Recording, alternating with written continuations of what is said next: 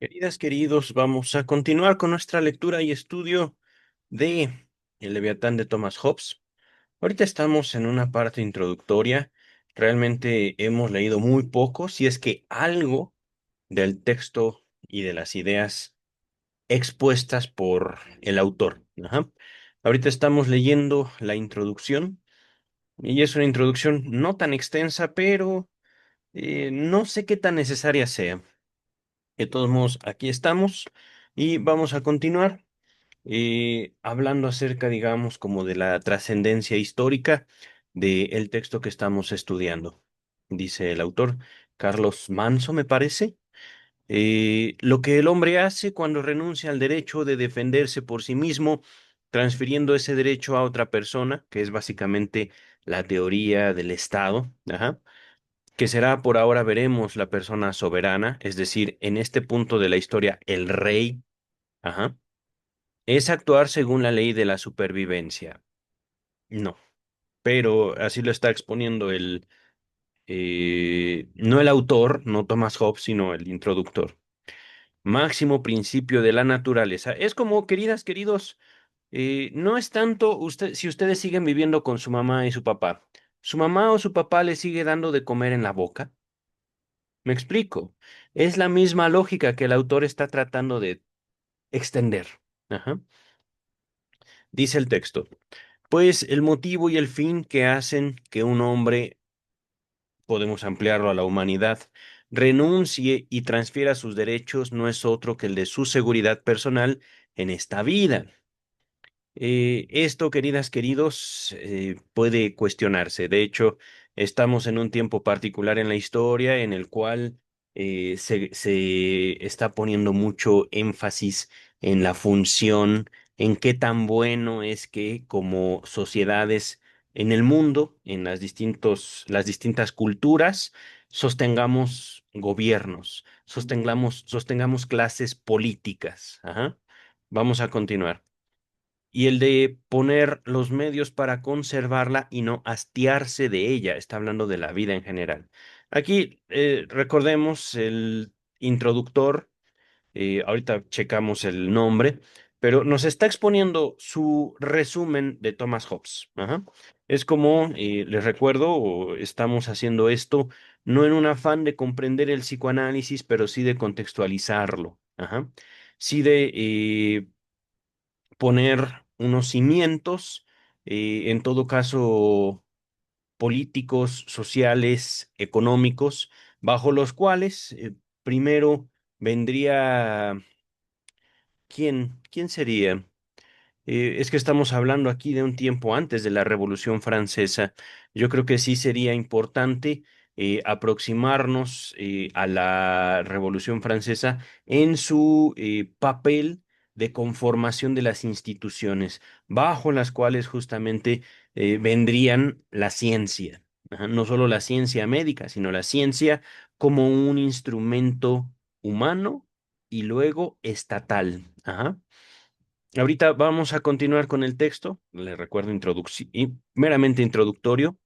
Dice Carlos, ¿cuál es entonces el procedimiento mediante eh, el que el Estado, es decir, el gran protector, se genera? Bueno, es muy sencillo, la infancia. Y no es un procedimiento social, es un procedimiento, yo diría que subjetivo. Ajá. Yo diría que personal, que puede o no producirse en hombres o mujeres. Ajá. Y esto de puede o no es un deseo. Ajá. Y esto es parte, digamos, de mi, mi tesis, psicoanálisis del Estado. No se ve bien el título, pero tiene que ver justamente con una no mezcla, digamos, porque ya el psicoanálisis se plantea por Sigmund Freud como una postura frente a la humanidad. Podemos decirlo, es una postura política, el psicoanálisis freudiano. Ajá. Si hablamos de Melanie Klein es otra cosa, el psicoanálisis kleiniano yo no lo considero tanto como psicoanálisis, es mi opinión. Por supuesto, será cuestión de establecer otros estudios para poder señalar, digámoslo así, las diversas posturas políticas de los exponentes del psicoanálisis. Ajá. ¿Por qué el psicoanálisis? Porque es el tema de este canal, queridas y queridos. Estamos estudiando este texto no para poder dar terapia, sino para poder contextualizar un conocimiento específico, el de Sigmund Freud. Ajá. Habla el introductor. Entonces se pregunta cómo se genera, así lo pone, el gran protector, el Estado. Ajá. Y recordemos que estamos aquí hablando de un Estado soberano, de un Estado de reyes, ajá, no un Estado como lo conocemos ustedes y yo. Ujú. En primer lugar, y a fin de que cada hombre encuentre la protección deseable, cada hombre podemos generalizarlo, toda la humanidad encuentre la protección deseable, es preciso el establecimiento de un poder común soberano. Ujú. Repito, poder común soberano. Ajá. Realmente no sabemos cómo, o yo no sé cómo comprender estas palabras. No estamos ahorita leyendo directamente a Thomas Hobbes. Ya yo creo que Thomas Hobbes se encargará de decir esto es un poder común soberano. Ajá. Dice el autor, ya sea este encarnado por un individuo o por una asamblea de individuos, con fuerza suficiente para atemorizar a todos. ¡Qué feo! Ciertamente, queridas, queridos, pero hablando de un poquito de teoría del Estado, les recuerdo, ahorita yo estoy estudiando Derecho. Tengo formación profesional en psicología. Su servidor ahorita todavía no soy un abogado licenciado en la Ciudad de México, no tengo yo mi título de profesional en el derecho, pero ya llevo poco más de la mitad de la carrera. Ajá. El derecho, digámoslo así, como una disciplina, depende por completo de la figura del Estado. Ajá.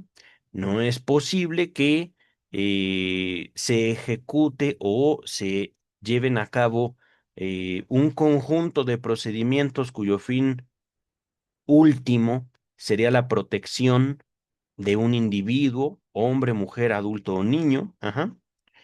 Eh, y esto por poner categorías sociales biológicas, ajá, no categorías sociales posmodernistas que vienen a partir de la teoría queer. Eso todavía no llegaremos a eso en un momento pronto. Sin duda tiene relación con esto que estamos estudiando, pero al momento puramente una cuestión tangible, ajá, evidente. Eh, el Estado se manifiesta, digámoslo así, dentro de los teóricos del Estado como un conjunto de individuos que monopolizan la violencia, ajá, que se permiten a sí mismos ejercer violencia. Ajá. Por eso, al menos de acuerdo a una teoría del Estado común, teoría del Estado simple, digámoslo así. Aquí se menciona individuos con fuerza suficiente para atemorizar al resto. Ajá. ¿A qué me refiero violencia? Lo he mencionado en otras ocasiones y en otros contextos. La misma salud mental es una forma de ejercer violencia. No no las terapias. Bueno, hasta cierto punto sí. Eh, el concepto de salud mental es una forma, digamos, de intentar normalizar algo que no es normalizable. Ajá. Y esto solo hablando del concepto de salud mental. Podemos hablar del poder judicial, podemos hablar de la policía, podemos hablar de las prisiones. Ajá. Y esto como formas de ejercer control social. Otra forma de atemorizar también, aunque no lo parezca, es la religión. Si tú no vas a donde yo voy, si tú no piensas como yo pienso, te vas a ir al infierno. ¿Y eso qué es? Ay, pues es un lugar de tormentos inacabables. ¿Y en dónde queda? Ah, bueno, no es en esta vida. Ajá. Pero para evitar ese castigo eterno, tienes que ser como yo, tienes que pensar como yo, tienes que creer lo que yo creo. Me explico. Ajá. Y justo, al menos desde mi postura, desde mi estudio, no solo de psicoanálisis, no solo de derecho, sino también principios, digamos, sociológicos de la psicología, la misma figura de los padres son quienes empiezan a formar, digámoslo así, de dentro de los niños un cierto espacio a través del temor. Ajá. Temor no necesariamente al castigo, sino, y aquí voy a apelar mucho a Sigmund Freud, al temor de perder el amor. Ya no me quieres, mamá. Es que me hice popó en los pantalones, por ejemplo. Me oriné en la falda, diría una niña. Ajá. Y por lo tanto mi mamá ya no me va a querer. Y yo no quiero que me deje de querer. Entonces, aprendo el control de esfínteres, por ejemplo. Ajá. Otro contexto podría darse o podría extenderse esta mención, digamos, de el temor a otras actividades, a otras formas de establecer límites dentro de, digámoslo así, el manejo interno. Ajá. Es decir, aquí no lo está planteando así el introductor, no estamos ahorita leyendo a Thomas Hobbes, pero podemos sin duda acercarnos al proceso psicoanalítico planteado por Freud de la represión. Podemos decir empezaría de afuera, empezaría no necesariamente con castigo, con dolor, con sufrimiento, no como un acto violento, sino un acto de cuidado, de los padres hacia los infantes. Ajá. Un acto de cuidado, por ejemplo, ya te hiciste popó, vente bebé, todavía no puedes controlarte, todavía no puedes ir al baño, todavía ni puedes caminar, entonces yo te voy a cambiar el pañal. Te limpio con todo el cuidado, con todo el cariño, ya, estás limpio, estás limpia. Poco a poco se introduce a los infantes a un orden, ajá, un orden necesario para que ellos sostengan su propia vida. Ajá. Y dentro de este orden no es raro que los niños empiecen a temer justamente a sus cuidadores por ellos son más poderosos físicamente, socialmente también tienen muchas más herramientas que los recién nacidos que apenas empezarán a hablar, ajá, es decir, después de un tiempo de haber nacido. Pero vamos a continuar con el texto, ¿sí? Ya aquí les estoy no complementando, sino aportando otras ideas que les podrían a ustedes ser más útiles para aproximarse tanto a la figura del ser humano, que es yo creo que el tema central de El Leviatán de Thomas Hobbes, como al psicoanálisis freudiano.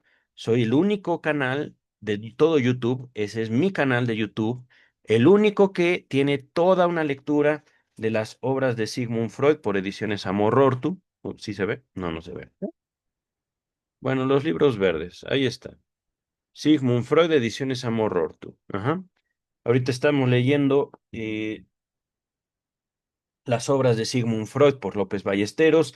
Estamos a unas semanas de terminar Vida y obra de Sigmund Freud. Mi canal de YouTube lo dedico al psicoanálisis, pero ahorita regresamos al texto, ¿vale?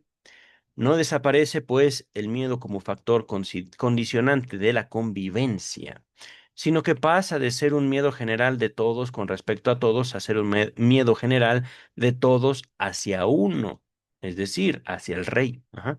Esto es hacia el poder soberano. Un temor a la espada, que mantenga a los hombres a raya, dirija las acciones de los súbditos a la consecución del beneficio colectivo. Y aquí enfatizo, no estamos leyendo a Hobbes, sino al introductor de Hobbes. Ajá. Lo digo, lo repito mucho porque, queridas, queridos, parece ser que nos está diciendo todo, no es verdad. Ajá. Tal vez tengamos que considerar estas frases como formulaciones, tal vez. Pero despreocúpense, queridas, queridos, de la introducción. Tomémosla en cuenta, pero avancemos como si no hubiera ocurrido. Dice el texto, En cuanto a la erección, es decir, el levantamiento mismo de ese poder común soberano, estas palabras son de Hobbes. Estas son las palabras de Hobbes. Eh, El único modo de erigir un poder común que pueda defender a los hombres de la invasión de extraños y de las injurias entre ellos mismos, dándoles seguridad que les permita alimentarse con el fruto de su trabajo y con los productos de la tierra, y llevar así una vida satisfactoria, es el de conferir toda su fuerza y todo su poder individuales a un solo hombre o a una asamblea de hombres que, mediante una pluralidad de votos, les recuerdo, este es incluso un texto predemocrático, puedan reducir a las voluntades de los súbditos a una sola voluntad. Se entiende que se trata de establecer un poder social. No funciona así, querido Hobbes, pero les dejo en la descripción, creo que les había mencionado el texto de la represión, texto escrito por Sigmund Freud. Les dejaré al menos otro. Psicología de las masas y análisis del yo. Este texto de Psicología de las Masas es un texto sociológico, o así se le conoce dentro del ámbito analítico, Psicología de las Masas y Análisis del Yo, donde Freud se propone estudiar lo psíquico a partir de lo social. Ajá. Y a partir de ello podemos hacernos preguntas. Por ejemplo, ¿por qué necesitamos líderes? Y aquí es específico plantear el siguiente cuestionamiento. ¿Un político es un líder o un político es un súbdito del pueblo?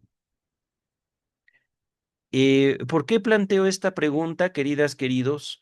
Porque efectivamente eh, este texto de Leviatán tiene un sentido.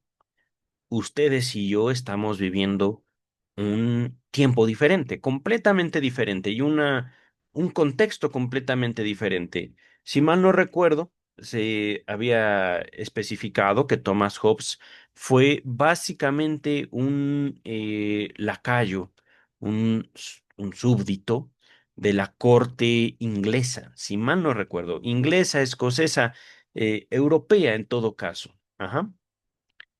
Thomas Hobbes estaba a favor de la monarquía.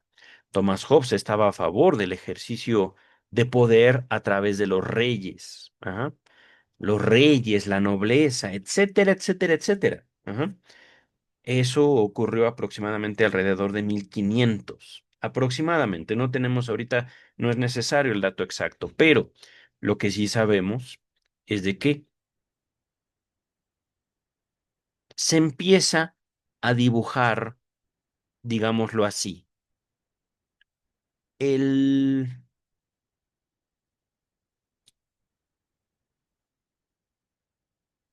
la necesidad del contacto social a partir de estructuras. Ajá. Les recuerdo, este texto fue previo a la Revolución Francesa. La Revolución Francesa cimenta las condiciones discursivas a través de las cuales poco a poco aparecieron los derechos humanos. No es que de la Revolución Francesa haya devenido, haya aparecido directamente la ONU, ajá, la Organización de las Naciones Unidas, pero sí se vio influenciada la fundación de la ONU por los eventos de la Revolución Francesa, si mal no recuerdo, por la promulgación de los derechos del hombre, no de la humanidad, no de los derechos humanos, los derechos del hombre. Ajá. Y ahorita regresamos al texto, ¿vale? O lo que es lo mismo, nombrar a un individuo o a una asamblea de individuos que representen a todos y responsabilizarse cada uno como autor de todo aquello que haga o promueva quien ostente esa representación en asuntos que afecten la paz y seguridad comunes, y consecuentemente someter sus voluntades a la voluntad de este representante y sus juicios respectivos a su juicio. Básicamente, sometimiento y obediencia, queridas, queridos. Ajá.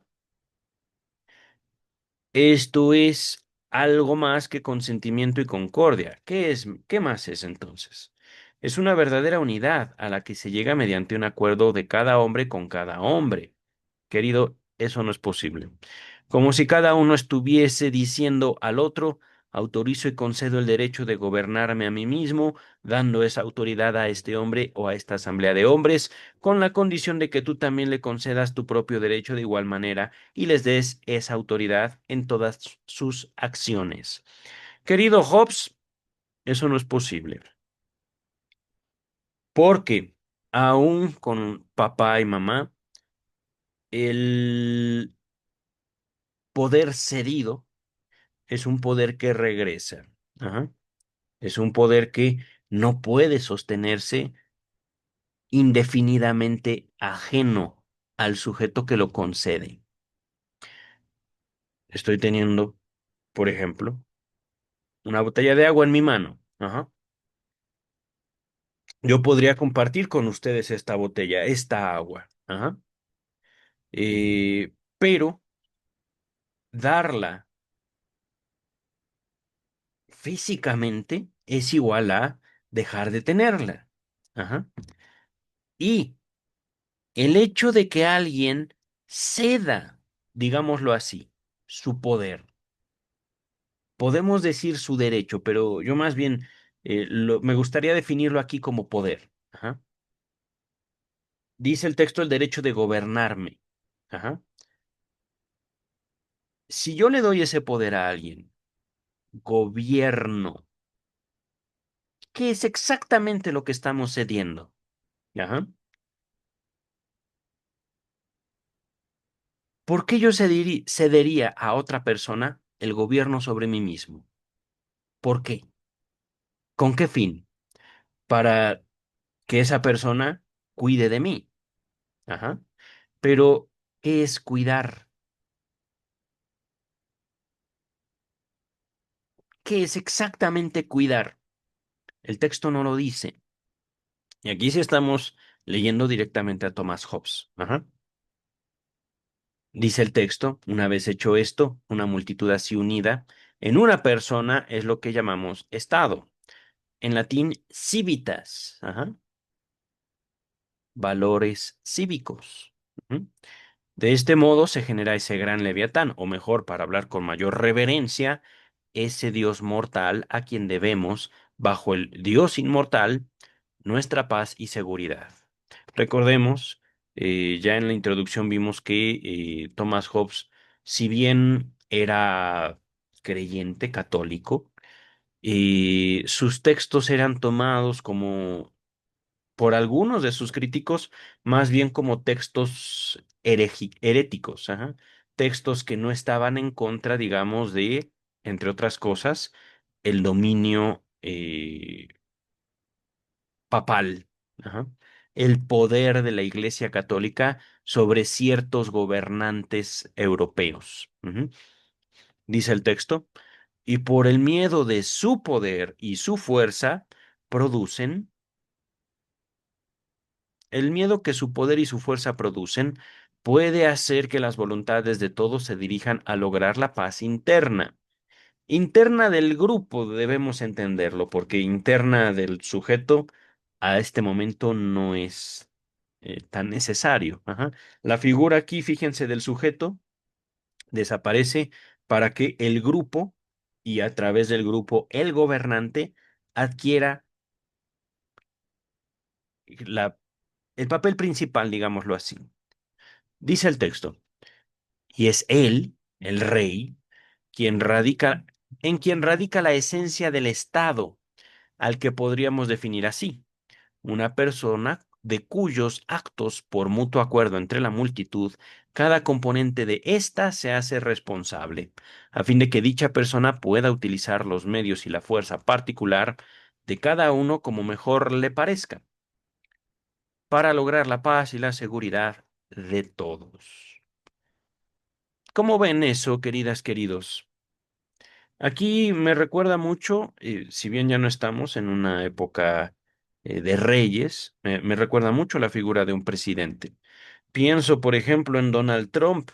Y sin duda también pienso en la presidenta de mi país, Claudia Sheinbaum, ajá, al menos en el tiempo de grabado este video, en el cual, por supuesto, se habla de cierto deber cívico, pero también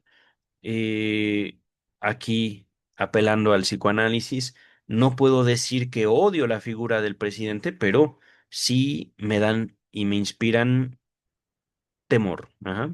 Sí me inspiran justamente por su investidura política cierto recelo, cierta desconfianza. Ajá. Tal vez no como personas, pero el lugar que ocupan, el poder que sostienen, a mí no me hace como ser humano querer estar cerca de ellos, buscarlos. Ajá. Fíjense, y esto es también algo que yo exploro en mi libro, es un planteamiento meramente sobre la figura de la autoridad. Ajá.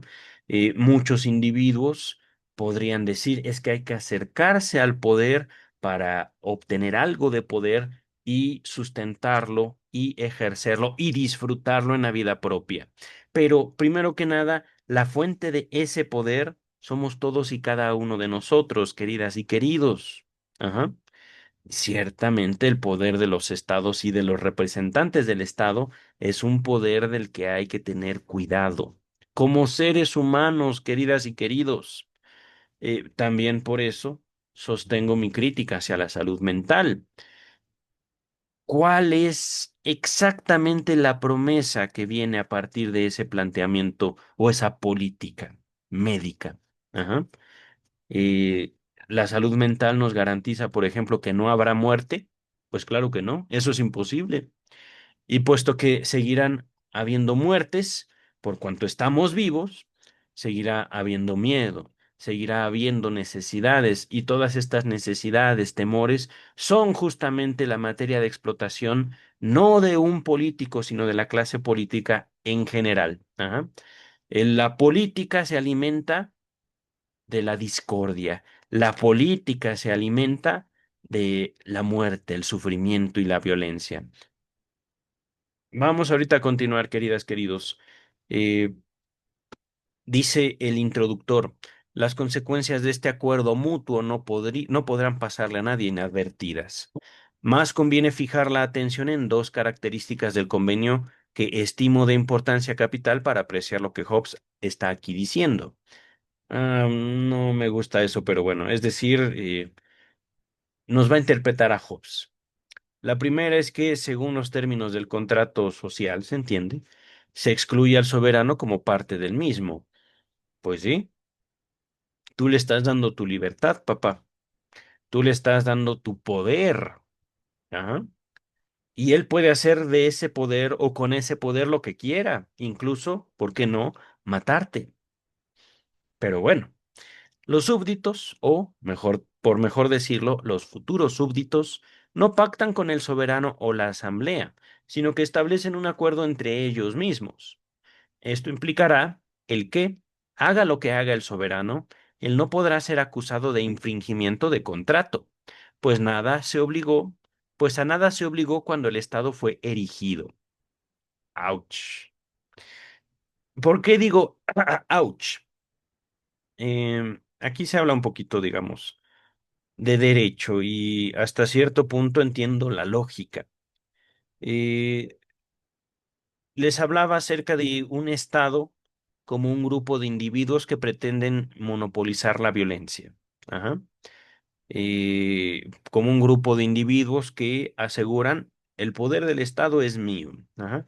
Y el principal representante de esto son los presidentes. Ajá.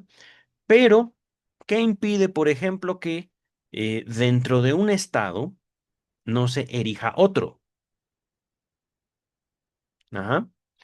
¿Y qué impide, por ejemplo, pienso aquí en algunos dramas históricos que tienen lugar en Europa? Digo, es decir, no necesariamente historia real, aunque seguramente habrán casos en los cuales, habiendo un rey con su asamblea, con su pueblo, no se generen otras asambleas con el intento de poner a otros reyes en el lugar de ese rey primero. Ajá.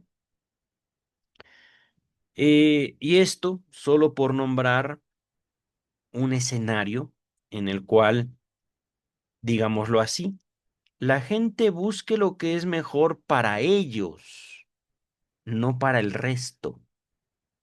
Por eso les mencionaba que esta unidad pretendida, de que todos vamos a ser unos, pues no, falso. Hobbes. Este ejemplo también lo puse, creo que en mi lectura de Psicología de las Masas y Análisis del Yo. Supongamos que efectivamente contamos con la organización y el poder para dar de comer a todos en un lugar, en un estado, en un país, donde ustedes gusten y manden. Ajá. Pero nuestro alimento, por ejemplo, consiste en jamón y huevos. Todos se les garantiza 3 comidas al día que consisten en jamón y huevos. Habrá quien diga yo no quiero eso. Habrá quien diga yo quiero arroz y frijoles. Habrá quien diga yo no quiero eso, yo quiero pan y huevo.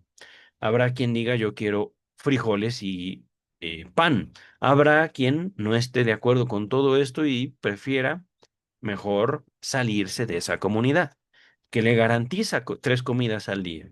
Ajá. Estas y otros escenarios, digámoslo así, se pactan entre los individuos, cualquier individuo. Ajá. Y justamente aquí aparece la figura del soberano como el representante de esa comunidad, como el representante de esos valores, de esos procesos que tienen como objetivo cuidar las comunidades. Y aquí lo que está diciendo el texto, y por eso mi ouch, bueno, pues sí, hablamos de la figura de un representante, de un soberano, pero si somos estrictos, eh, ese soberano no está obligado a obedecer las leyes de la comunidad. El otro texto que me parece conveniente de Sigmund Freud sobre esto que estamos leyendo es Tótem y Tabú. Se los dejo en la descripción. Nos habla, digamos, de eh, otra perspectiva acerca de la formación del lazo social. Ujú. Esto más bien desde un lado más simbólico, desde lo que se entendió en su momento cuando fue publicado Tótem y Tabú, como parte de la historia de las religiones. Freud no lo plantea así, pero se interpreta de esa manera. Freud lo plantea como un estudio del totemismo, específicamente del totemismo. Ajá. Pero sí se aproxima a una conformación de la estructura social. Ajá. A partir, digámoslo así, de los pensamientos que la humanidad ha tenido sobre los espíritus, sobre el más allá, sobre el valor de la vida, de la palabra y del otro. Ajá. Un poquito de Lacan, nada más una palabra. Eh, entonces, podemos decir aquí, entendemos que al menos Hobbes señala la importancia de un otro con mayúscula, de un otro soberano, ajá, que representa al nosotros. Ujú. Ese otro no necesariamente tiene que respetar los acuerdos que hemos construido entre nosotros. Y esto, queridas, queridos, desde mucho antes que la democracia. Ajá. No estamos aquí hablando de que el rey soberano fue escogido por todos, no necesariamente. Ajá. Porque justo las monarquías, ¿cuántas monarquías no fueron herencia de una sola familia y cómo se erigió o cómo esa familia alcanzó el poder, digamos, que no en pocas ocasiones fue nombrado como divino. Ajá. Asesinatos, guerras, matanzas. Ajá. Historia, queridas y queridos, y no es historia del psicoanálisis, sino historia de la humanidad. Ajá. Dice el texto, el convenio es producto de las voluntades de los individuos de la multitud, los cuales deciden libremente hacerse súbditos o ciudadanos. Libremente. Resulta obvio que si el soberano hubiese participado en el acuerdo como un súbdito más, no estaría capacitado para ejercer todo el poder que Thomas Hobbes, como pronto veremos, procederá a asignarle. Es decir, queridas, queridos, y el mismo introductor nos menciona la figura del soberano, la figura del monarca, el rey, o podemos entenderlo así también, el presidente es especial. Ajá. Dice el texto. La segunda característica que conviene subrayar es el significado preciso que se da en el texto a los términos persona y autorización, asunto que Hobbes desarrolla ampliamente en el capítulo 16 y que en la definición del convenio adquiere su más pleno sentido. Antes de continuar, queridas, queridos, no estoy diciendo que no haya leyes sobre los presidentes. Ajá. Las hay. Toda sociedad, toda comunidad tiene leyes y los mismos presidentes son, al menos de acuerdo a la conformación política actual, un ciudadano más de la comunidad que representa. Ajá. Estamos aquí hablando en el texto específicamente de reyes. Ajá. Los reyes no se someten a la ley de todos. Pero también esto es algo podemos entenderlo también como política, como apariencia. ¿Cuánto tiempo tiene que eh, estoy grabando esto en noviembre del 2025, que comenzó la guerra en Ucrania?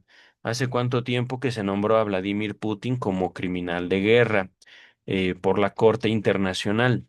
¿Hace cuánto tiempo también que para este momento Benjamín Netanyahu no fue nombrado como también un criminal de guerra que cometió delitos contra la humanidad? ¿Hace cuánto tiempo que no se nombró al mismo presidente Donald Trump como un criminal dentro de su propia sociedad? Es decir, sí pueden cometer crímenes, pero ¿quién los juzga? No hay, digámoslo así, como una policía internacional, a pesar de que Estados Unidos busque colocarse como un estado. Es que no puedo evitar reírme y pensar en la noción de Team America, War Police. Si pueden, vean esa película. Team America, Equipo América. America, fuck yeah. Es hilarante y esa película tiene al menos 10 años, 15 años, en la cual, vaya, véanla, véanla, es comedia de parte de los creadores de South Park. Ajá. Pero eh, en este sentido, en el que hasta cierto punto los presidentes siguen siendo reyes.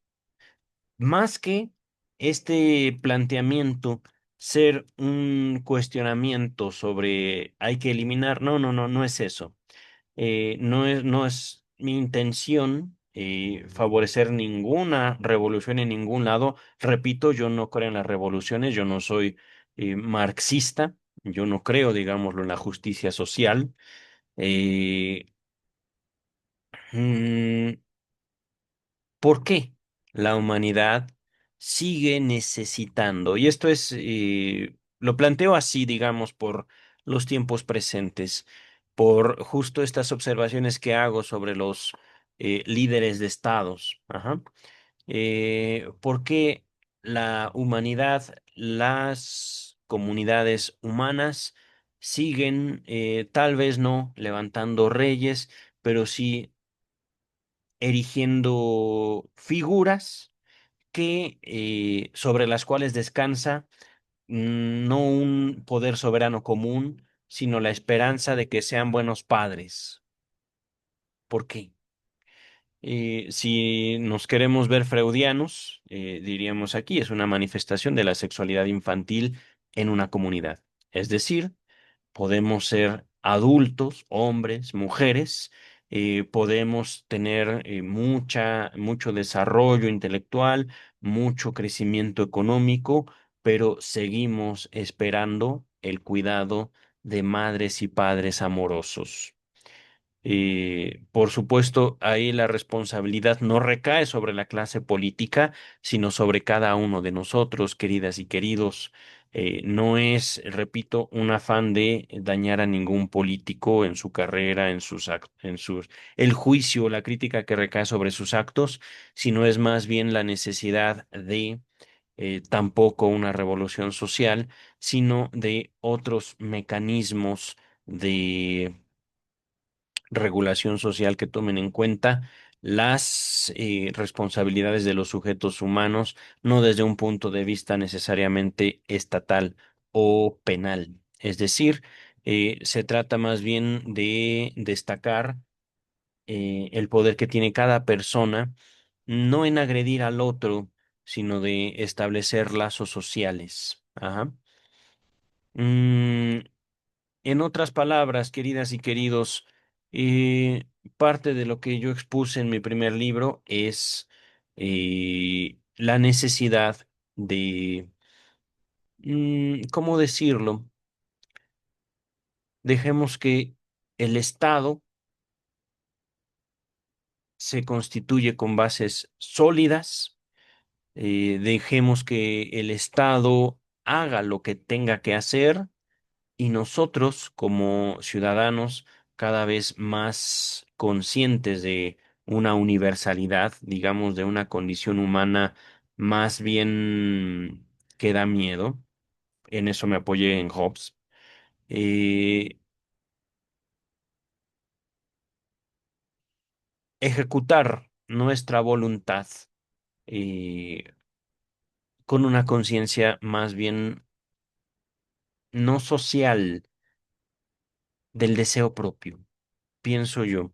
Voy a dejar hasta ahí mi comentario porque es algo que todavía necesito trabajar. ¿Cómo decirlo? No solo el planteamiento de mi primer libro, sino una, ¿cómo decirlo? Una perspectiva sobre lo que está aconteciendo en el mundo entero por la introducción de Internet a la dinámica social. Ajá. Vamos a continuar ahorita, queridas, queridos, porque si no me quedo aquí en este comentario.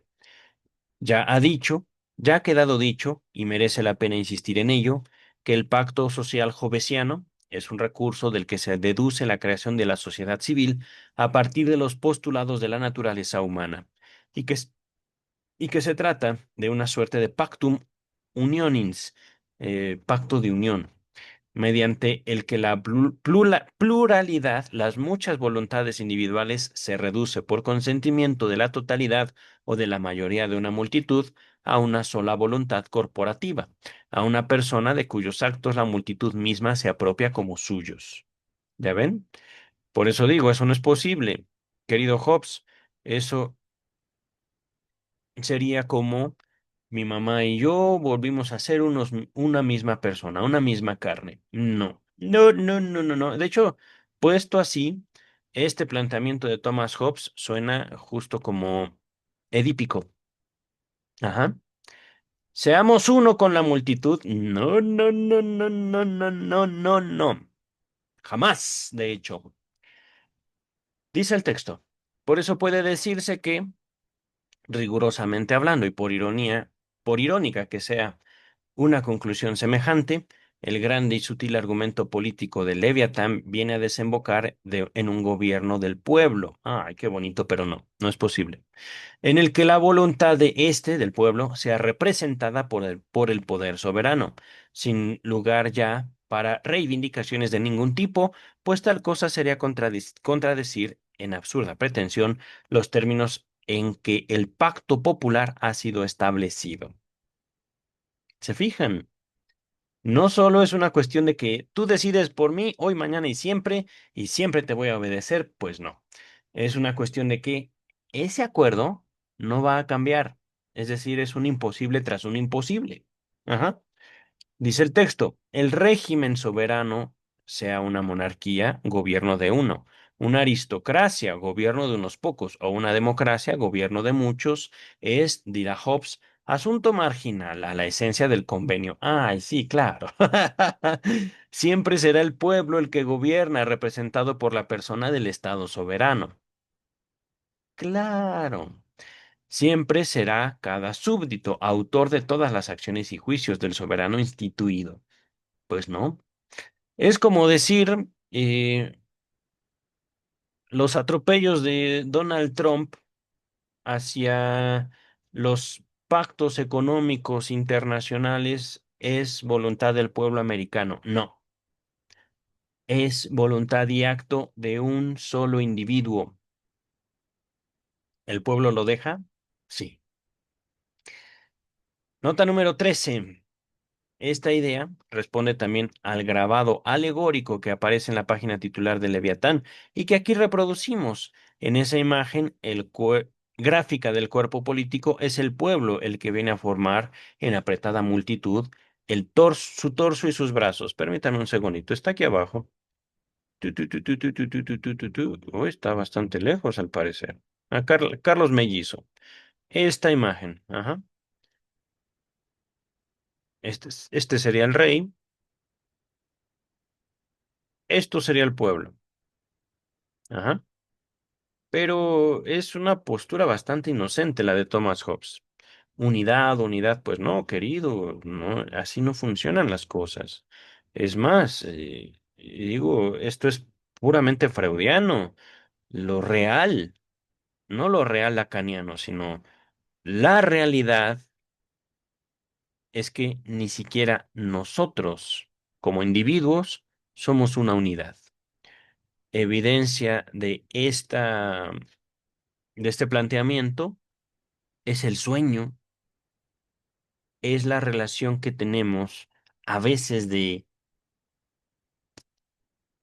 antagonistas de nuestros propios deseos. Ajá. Vamos a regresar al texto, queridas y queridos. ¿Dónde está? ¿Dónde está? Ay, no, ya me pasé. Empezamos en la página 15. Aquí está. A ver, a ver. Era la nota 13. Aquí está.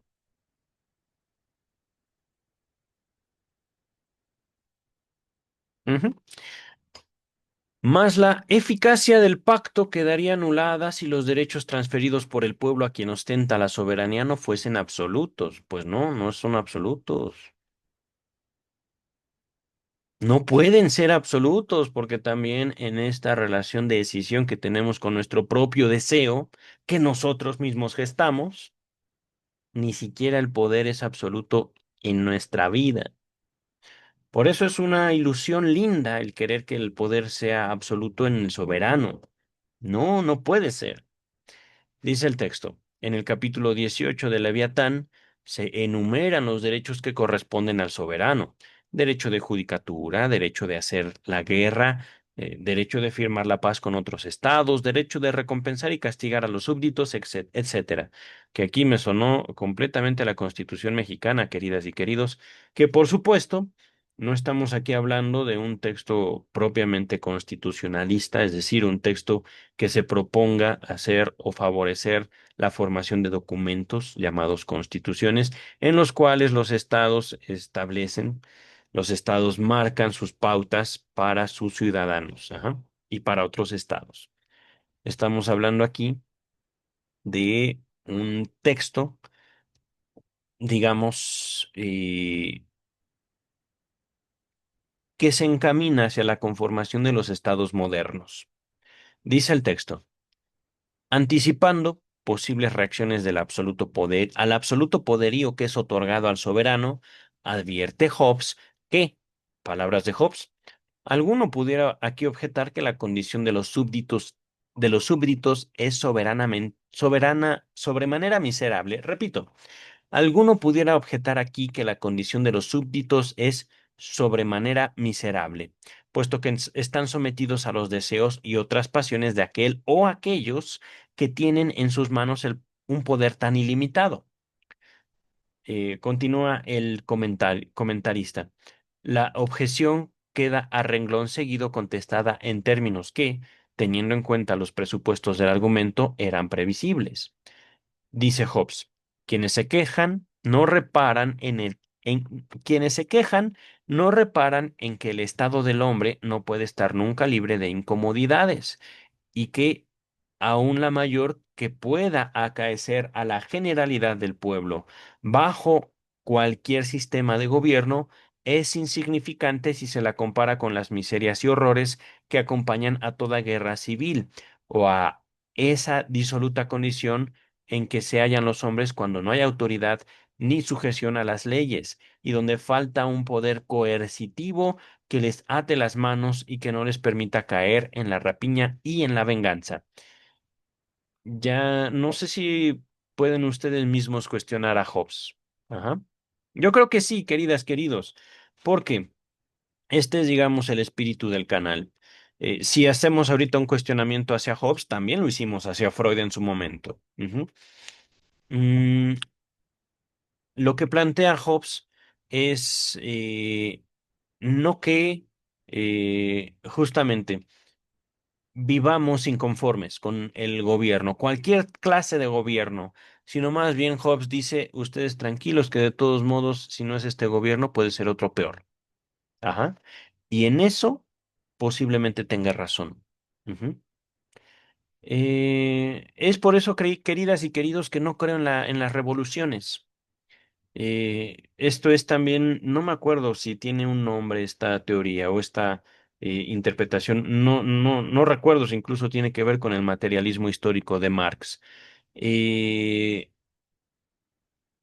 un orden social establece condiciones que mantienen cierta estabilidad social, cierta estabilidad política, económica, pero esa cierta estabilidad mantiene también cierto grupo de inconformes, inconformes que van creciendo en número con el tiempo. Estos inconformes van, digamos, buscando cómo establecer las condiciones donde a su propio criterio se el estado mejore, digámoslo así. Ajá. Y por supuesto, al crecer el número de inconformes, se llegan a establecer las condiciones para que el poder cambie de manos en la sociedad, en una sociedad particular, en una comunidad particular. Ajá. Y por supuesto, se establece otro orden, mejor en algunos aspectos, peor en otros aspectos, pero estas, digamos, condiciones cíclicas de la historia de los pueblos en el manejo del poder político son constantes. Por eso no termino, digamos, de plantear una condición diferente. ¿Por qué? De lo que se ha visto, no solo en la historia de las democracias modernas, sino básicamente en la historia también de las religiones, es como el poder naturalmente cambia de manos. Naturalmente. Y esto justamente a través de la violencia. Ajá. A través de no debates, no, ¿cómo decirlo? No procesos democráticos, sino procesos revolucionarios, por procesos violentos, que por supuesto no son la solución de nada, sino son simplemente parte del cambio. Ujú. Eh, Por eso, básicamente, yo eh, no creo ni en la política ni en la revolución, queridas, queridos. Aquí, pues me aproximo más bien a una perspectiva freudiana, pero no es tampoco un planteamiento que busque solucionar esa dinámica de violencia, orden, violencia, orden. Ajá. Vamos ahorita a continuar. Dice la introducción. Una lectura cuidadosa de la larga lista de derechos que le son concedidos a la persona soberana y al margen de lo que hoy pueda significar para nosotros la doctrina política de que ello se desprende, mostrará con evidencia lo que, en su propio momento histórico, fue preocupación jovesiana de primerísima importancia y lo que en buena medida motivó la composición del libro. Es la idea de que es la idea que, como queda anunciado en el título de la obra y en la epístola dedicatoria, subyace bajo todas las páginas del Leviatán. La materia, forma y poder del Estado de que Hobbes está hablándonos son la materia, forma y poder de la unidad política en la que, a partes iguales, se subsumen, ahorita vemos qué es eso, lo eclesiástico y lo civil. Teléfono, a ver, Google,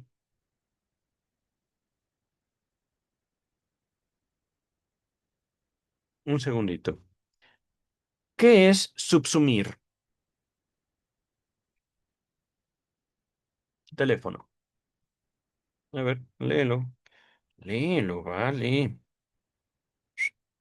Ay, no lo quiere leer. ¿Por qué no lo quieres leer? Lo leeré yo. Subsumir es un verbo transitivo que significa incluir o considerar algo como parte de un conjunto más amplio, una clasificación más general o un principio general. Implica integrar un elemento específico dentro de una categoría o marco de referencia mayor. Por esto, queridas, queridos, subsimir lo eclesiástico y lo civil, unir pueblo e iglesia.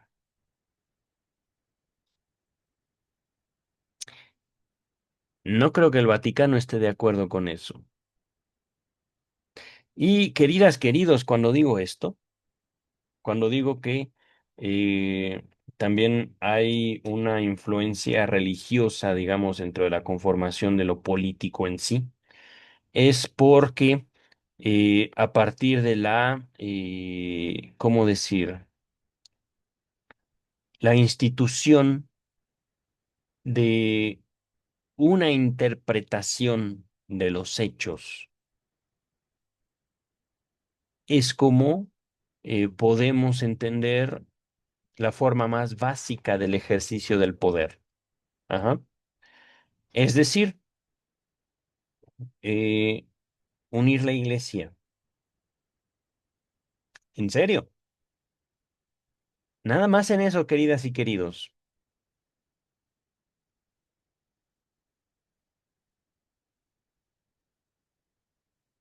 No solo unir la iglesia católica, supongamos, bajo la figura del Papa, unir la cristiandad después.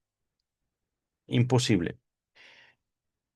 Unir el cristianismo con su padre ideológico e histórico, el judaísmo. Cristianismo y judaísmo, unirlos. No. Por eso, queridas, queridos, es importante también la lectura del Leviatán de Hobbes. Ajá. Se busca, digámoslo así, una fantasía, la unidad. Ajá. Una unidad que podríamos decir sería la condición bajo la cual se garantizaría la vida. ¿Por cuánto tiempo? No se sabe. Ajá. Una unidad que, en teoría, brindaría mejores condiciones al conjunto. Y dice Hobbes, aquellos que no estén conformes, aguántense, tantito nada más. No necesariamente. Ajá. Esto es algo que también me queda de la lectura, no del Leviatán, sino de los textos freudianos. Mm, puede ser que los inconformes sean lo que le dé cohesión a un grupo, a un estado. Ajá. Puede ser que justamente al mantener la inconformidad se dé paso a esa dinámica cíclica de los grupos donde la violencia es el motor de la civilización. Ajá. Entonces, queridas, queridos, esto es algo que ahorita estoy rescatando de mi lectura de Freud. Y esto es algo también muy valioso para mí en este momento de mi vida. Eh, Hay un poder que trasciende la política. Es el poder de encontrar placer en los actos propios. No estoy hablando aquí de actos masturbatorios, no estoy hablando aquí de actos, digamos, narcisistas, ajá, de actos sociópatas. No, no, no, queridas, queridos, en el acto de respirar, en el acto de leer, en el acto de caminar, en el acto de comer, en el acto de sentir el sol, el viento, la noche, el día. Ajá. Ese poder, el poder del disfrutar, digámoslo así, el poder del goce. Ajá. Es un poder que trasciende toda conformación estatal, toda. Ahí la comunidad sirve para una y ninguna cosa. ¿Ah? La comunidad no da sentido. Procura, la comunidad a veces nos acerca los significados, pero somos nosotros, queridas y queridos, a través de nuestra experiencia sensorial, nuestra experiencia subjetiva, los que podemos bloquear tanto los significados como los discursos, como la misma capacidad de goce propio. Ujú. ¿Cómo permitirla? ¿La bloqueamos o la permitimos? ¿La reprimimos o nos permitimos sentirla? Ajá. En su temporalidad, ujú, en su fugacidad, digámoslo así.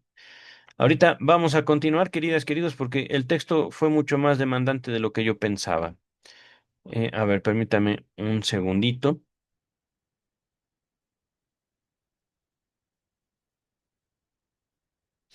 Mm, Aquí nos quedamos. Ajá.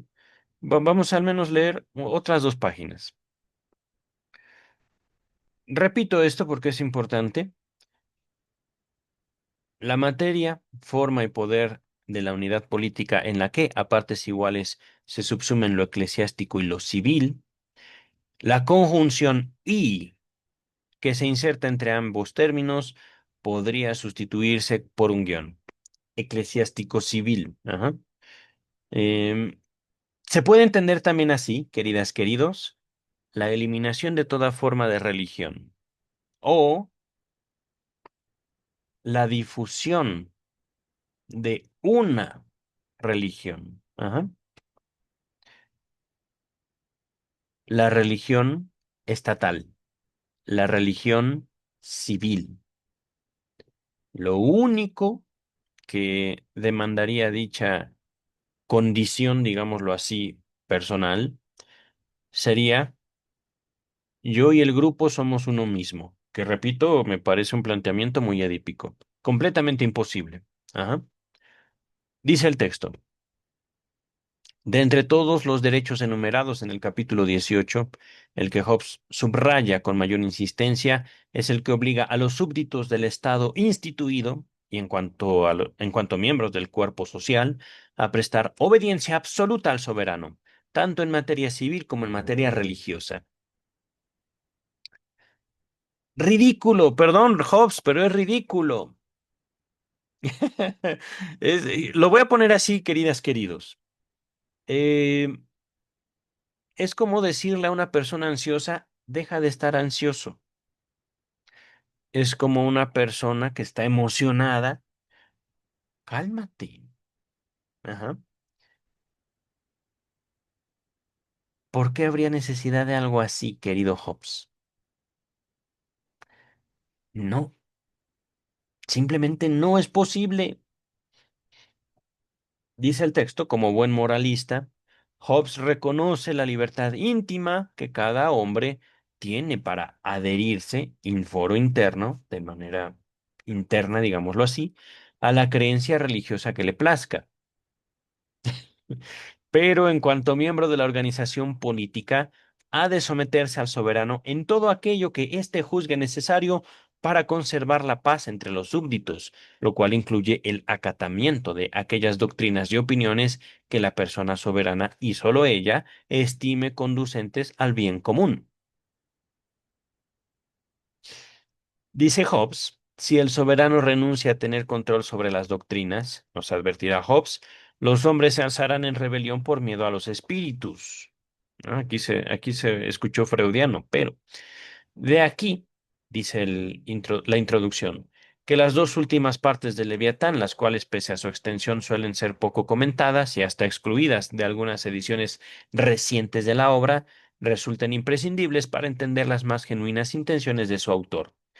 Bueno, ya lo hemos estado comprendiendo, querido Carlos, Carlos Mellasa, me parece, pero eh, ¿cómo aquí, por ejemplo, conservar la paz entre los súbditos? Y si esa, ese poder no recayera en el soberano, sino en los súbditos, ¿qué pasaría? Y hasta cierto punto, ese conflicto se inició porque los súbditos convivieron en una circunstancia donde podían tener la esperanza de que un poder soberano resolviera sus dificultades. Repito, ¿y qué tal si ese poder, si esa obligación recae sobre los súbditos, los dos? Dentro de la historia, digamos, de la Procuración de Justicia, y esto también lo menciona Freud en varios de sus textos, se habla, por ejemplo, de una procuración draconiana de justicia. Ajá. De hecho, esto es algo que usa Freud para explicar el juicio de todo niño, de todo infante, ajá, sobre sus padres, como una corte draconiana, si mal no recuerdo, lo menciona Sigmund Freud. Eh, ¿Qué tal si el rey dijera, o ustedes se arreglan o los mato a los dos? Yo no voy a decir quién tiene la razón aquí o quién está equivocado. Háganlo ustedes o mueren los dos. Por poner un ejemplo, queridas y queridos.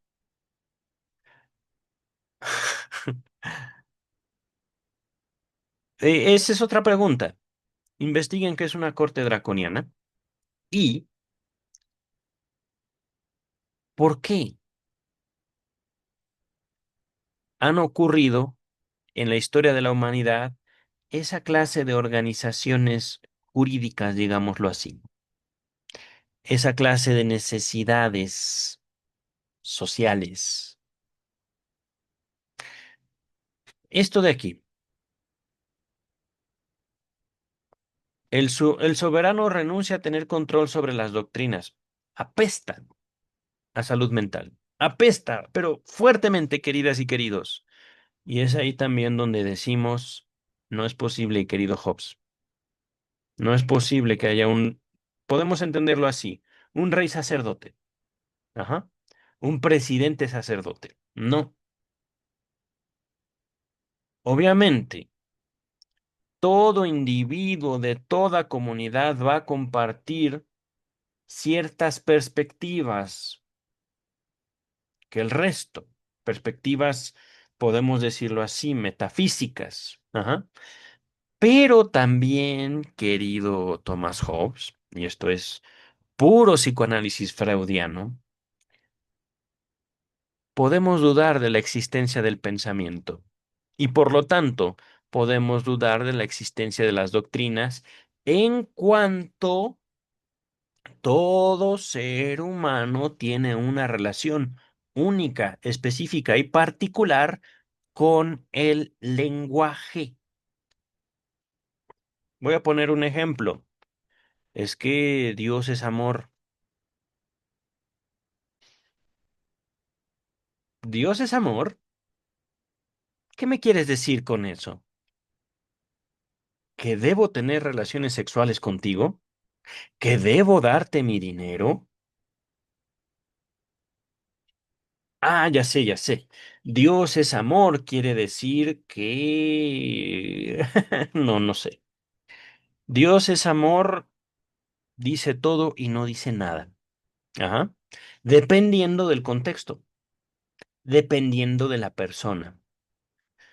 Para algunas personas, la frase Dios es amor, no miento, es historia de la religión misma, quiere decir te voy a matar porque tú piensas diferente de Dios que yo. Y por lo tanto, como Dios es amor, Dios me mandó a matarte. Por ponerles un ejemplo, la Inquisición. Ajá. Los inquisidores aseguraban que estaban amando a sus prójimos y que los estaban salvando de una condenación peor en el infierno. Por eso los torturaban. Ajá.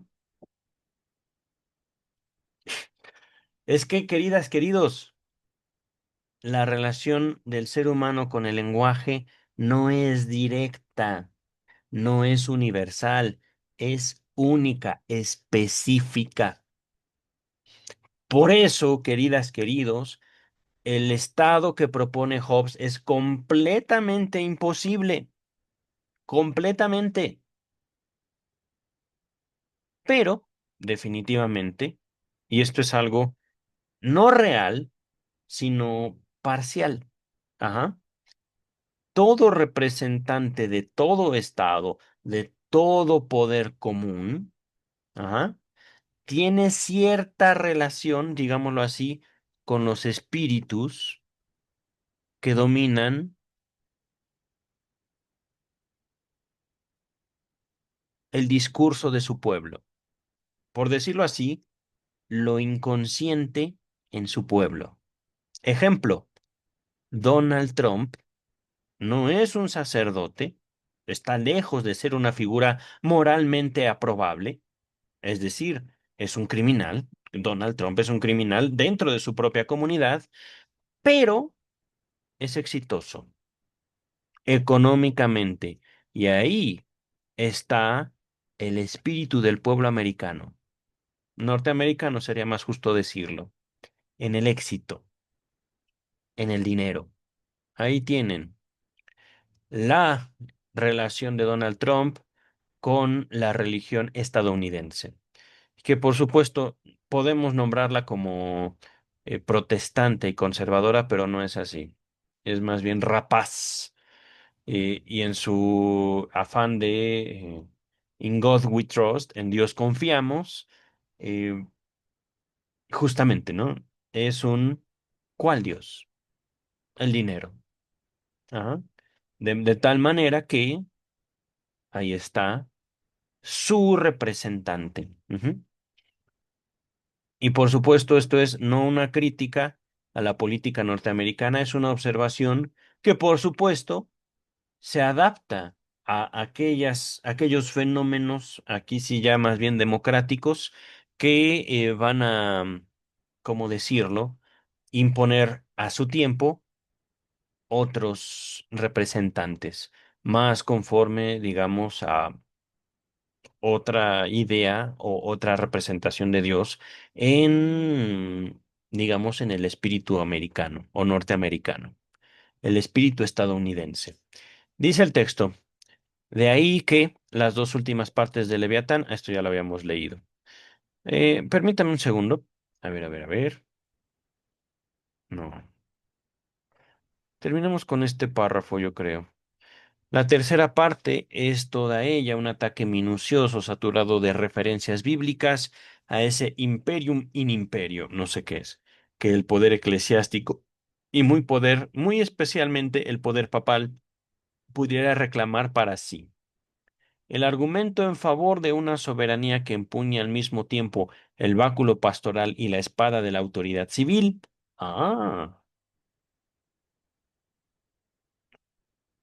Está basado en la sentencia evangélica que afirma que el reino de Cristo no es de este mundo, doctrina que, como Hobbes repite una y otra vez, no ha sido debidamente entendida ni respetada por los sumos pontífices de la Iglesia romana. Pues no, querido.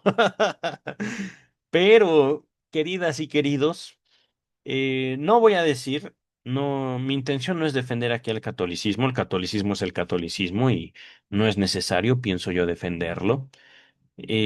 Tampoco los voy a invitar a comulgar. Más bien, eh,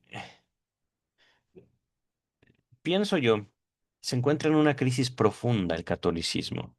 Y esto no es para tenerle tampoco lástima a la doctrina católica y a la figura papal. Siguen teniendo un poder impresionante en la mayor parte del mundo, pero definitivamente su poder ha menguado conforme aparecen las nuevas tecnologías y las nuevas generaciones van teniendo cada vez menos interés en discursos, ¿cómo decirlo?, irrelevantes.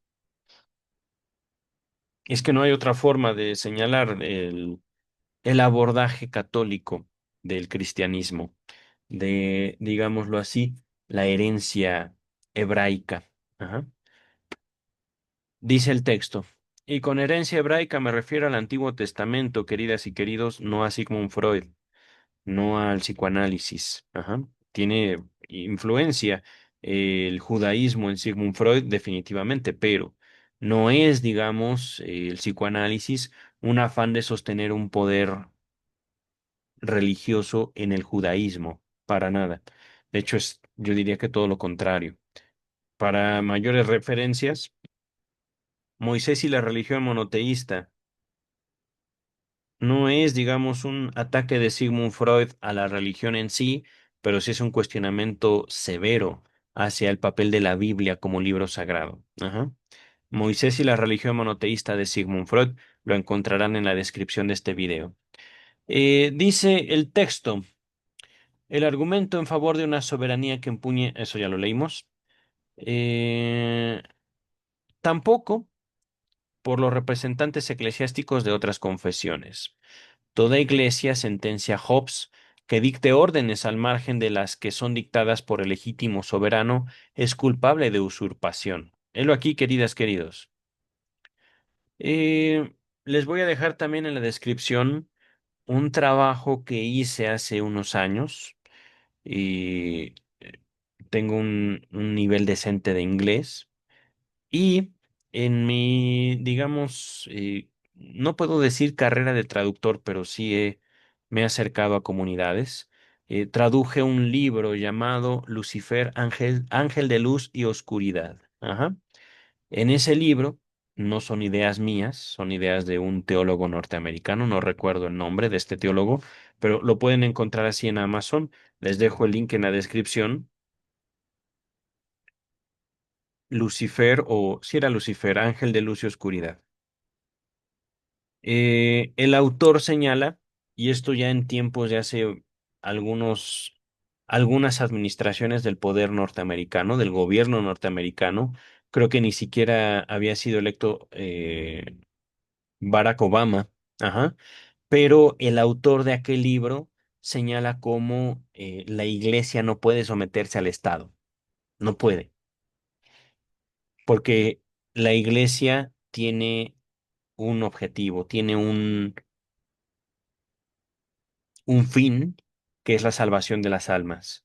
El Estado tiene otro fin, que es la vida, procurar la vida, procurar extender las condiciones de vida al mayor número de individuos posibles. Y en eso, ahorita no es que el autor lo planteara así, de hecho el autor fue mucho más agresivo a su propio gobierno. Ajá. Ahorita lo estoy planteando de esta manera, para hacer evidente cómo, eh, pese a que justamente la Iglesia romana, la Iglesia católica, sostiene dentro de sus doctrinas interpretaciones específicas que le hacen que le hacen poseer un poder económico considerable, de hecho único en toda la historia de la humanidad. Dentro de sus sentencias básicas está el poco valor que tiene el dinero en general. Contradictorio, sí, pero aún así, justamente, es posible. ¿Por qué? Porque se puede interpretar toda palabra, no solo la palabra escrita en la Biblia, que es supuestamente palabra divina, sino todas las palabras, queridas y queridos. Entonces, y esto es algo también importante que pienso yo, la interpretación no bíblica, sino la interpretación como un acto, el otorgar un significado es ya un acto político. Ajá. Vamos a ponerlo así. Ahorita continuamos con el texto. Y esto, por supuesto, no la interpretación freudiana. De hecho, es muy curioso cómo el psicoanálisis se desdibuja, cómo se desdibuja el evangelio para formar una iglesia católica. El psicoanálisis se desdibuja para formar una salud mental, entre comillas. Ajá. Ahorita vamos a continuar con el texto. Eh, Cuando hablo de evangelio, hablo, digamos, de eh, el contenido bíblico. Ujú. Dice el texto. mm, Aquí está. Para Hobbes, la misión eclesiástica en este mundo habrá de limitarse a exhortar y aconsejar a los fieles, a prepararlos para la segunda venida de Cristo, a ayudarlos y confrontarlos en esa espera. Confortarlos, perdón, calmarlos, tranquilizar, dar alivio en la espera de la segunda venida de Cristo. Eh, Así está escrito, bueno, disculpen mi, mi mala conciencia. Y nada más, en el capítulo 42, el más largo de todo el libro, Hobbes presenta una detallada refutación, no exenta de apasionamiento, a la doctrina eclesiástica del cardenal Bellarmino, defensor de la supremacía del pontificado. Frente a la enseñanza católica que sostiene el principio de que Cristo reina y de que el Papa y sus ministros son los representantes de Cristo en este mundo, Hobbes, fundando su réplica en textos de la Escritura, la Biblia, deduce consecuencias contrarias, eliminando cualquier pretensión de reinado, entre comillas, que el poder eclesiástico quiera atribuirse. La Iglesia no reina, pues no, bueno, no debería, pero la Iglesia no reina porque Cristo no reina. Volverá a reinar a partir del día de la resurrección universal, o al menos de acuerdo a ciertos profetas. Ajá.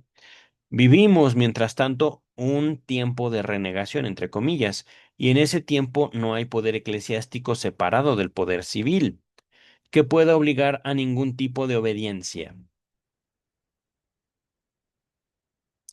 La crítica antes de avanzar, eso depende de la voluntad del individuo, querido Hobbes. Hay individuos para los cuales el poder del Estado significa nada y el poder de la Iglesia católica significa todo. Digo, no me encuentro entre ninguno de ellos dos, pero la humanidad es así, queridas, queridos. La humanidad se compone de yo quiero a mi mamá y a mi papá no tanto. O yo quiero a mi papá y a mi mamá no tanto. Ujú. Y esto, por supuesto, puede cambiar porque así somos los seres humanos. A veces amamos y a veces odiamos. Y a veces se mezcla el amor y odio en una situación humana, no de violencia, sino simplemente de no, mejor no. Ajá. No es que me esté arrepintiendo de decir nada, sino es aceptación y rechazo al mismo tiempo. Ajá. Una situación de, qué bonito que te veo, pero no te estoy diciendo todo lo que estoy pensando de ti en este preciso momento. Ajá. La humanidad es compleja, queridas, queridos, no es directa, no es lineal. Dice el texto, a ver dónde me quedé, aquí está. Los súbditos deben tomar por voluntad divina exclusivamente lo que les ordene su soberano instituido por el pacto de unión, única persona capacitada para ordenar y para dictar las leyes. Por su parte, los ministros de Cristo en este mundo, palabras de Hobbes, tendrán como única misión hacer que los hombres hacer que los hombres crean y tengan fe en la venida de su Salvador. Disculpen mi mala conciencia, pero la fe, dice Hobbes, no tiene relación ni es dependiente de una orden forzosa o un mandamiento. Pues no,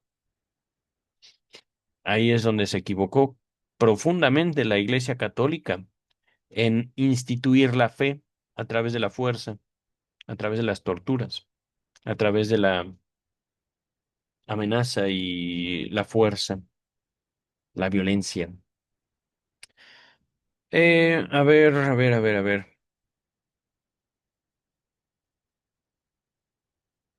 Estamos ahorita en la página 19. Leímos cuatro paginotas. Ah, 18. Tres páginas me lleva. Pifas. Pero yo creo que dejemos hasta aquí. Es que es un texto rico, queridas, queridos, aunque ni siquiera es el texto de Hobbes. Eh, Tal vez este párrafo. Sí, un párrafo más. La cuarta parte, concebida también como ataque a la supremacía eclesiástica sobre el poder civil, es una agria denuncia a ese reino de tinieblas que, según Hobbes, es erigido subrepticiamente por toda iglesia que se organiza a sí misma como sociedad independiente. Pero, querido, es un derecho reclamando una jurisdicción inapropiadamente llamada espiritual sobre los súbditos de otros estados, y poniendo en ellos, mediante prácticas y doctrinas supersticiosas, palabras de Hobbes al parecer, la semilla de la sedición y de la rebeldía contra el soberano legítimamente instituido. No, querido Hobbes, tampoco es por darle aquí la razón a Marx, pero es cuestión de simple lógica, queridas, queridos. Em, Hay gente para la cual la satisfacción es completamente imposible, independientemente de las circunstancias, independientemente de la riqueza incluso que se les ofrezca. No es cuestión de dinero, no es cuestión de llegar al precio. Dice el texto. En esta última parte de la obra, con lengua acertada e implacable, sin duda ofensiva para muchos, Hobbes satiriza las pretensiones de espiritualidad en las que, a su juicio, se apoyan los intereses del poder eclesiástico. En el contexto del argumento hobbesiano, esa diatriba, es conflicto, no es sino consecuencia lógica de todo lo anterior, algo así como la precaución final frente a la posible disolución del pacto, una disolución que vendría provocada por el miedo a castigos divinos en otro mundo, mucho más tenebrosos que el que pudiera suscitar en este mundo el miedo al poder soberano. El temor al poder civil, dirá Hobbes, no puede ser eclipsado por el temor a los malos espíritus, al purgatorio, al infierno. ¿En serio? Contra esas amenazas, Hobbes propone una doctrina de la justificación que está en consonancia con la teología reformista, y que acaso sea la única nota liberadora contenida en el libro. Poco se requiere de los fieles, afirma Hobbes, para que éstos alcancen la salvación. El reconocimiento interno de que Jesús es el Cristo bastará para que las almas de los creyentes sean justificadas en el último día. Me parece, queridas, queridos, vamos a dejar hasta aquí, pero me parece que entonces el Leviatán de Thomas Hobbes es una respuesta a la reforma protestante de Martín Lutero y Juan Calvino. Me parece, porque justo lo que estoy observando es que Hobbes tenía un conocimiento y una cierta doctrina bíblica.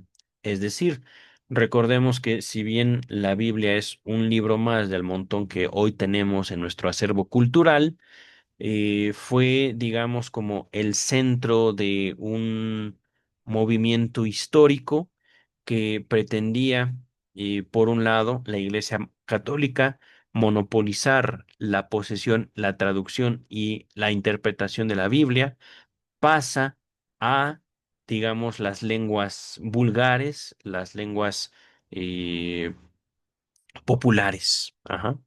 Se pasa del latín y creo que si era únicamente latín, se pasa la Biblia a las traducciones, justamente también a partir de la invención de la imprenta.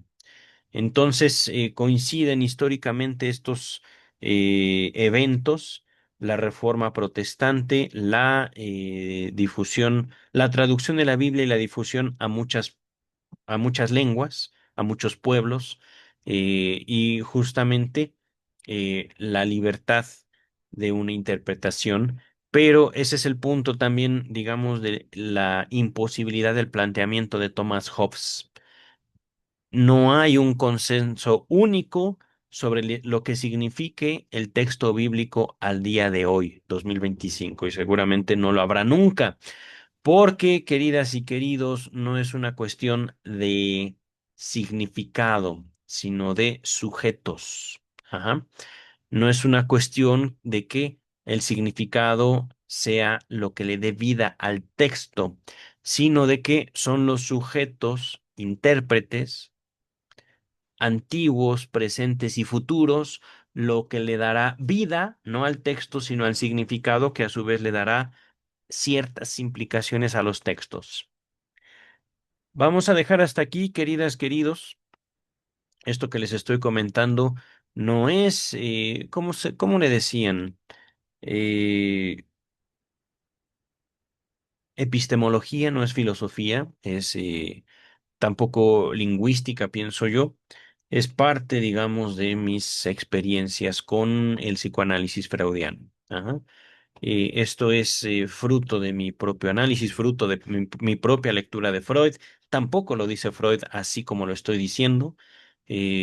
Fue justamente como lo que me dejó Freud a mí. Ajá. Pero hoy se los comparto y ya llegaremos en otro momento a leer propiamente el Leviatán de Thomas Hobbes, que estamos página 19. Miren, a la 23 yo creo que en el próximo video lo acabamos. La introducción para entrar a directamente la dedicatoria de Thomas Hobbes, ¿vale? Cuídense mucho, queridas, queridos. Nos vemos en el próximo video. Ahorita nos quedamos en la página 19 y la introducción finaliza en la 23. Así que apúrate, ¿eh? Yo del futuro. Bye, queridas y queridos.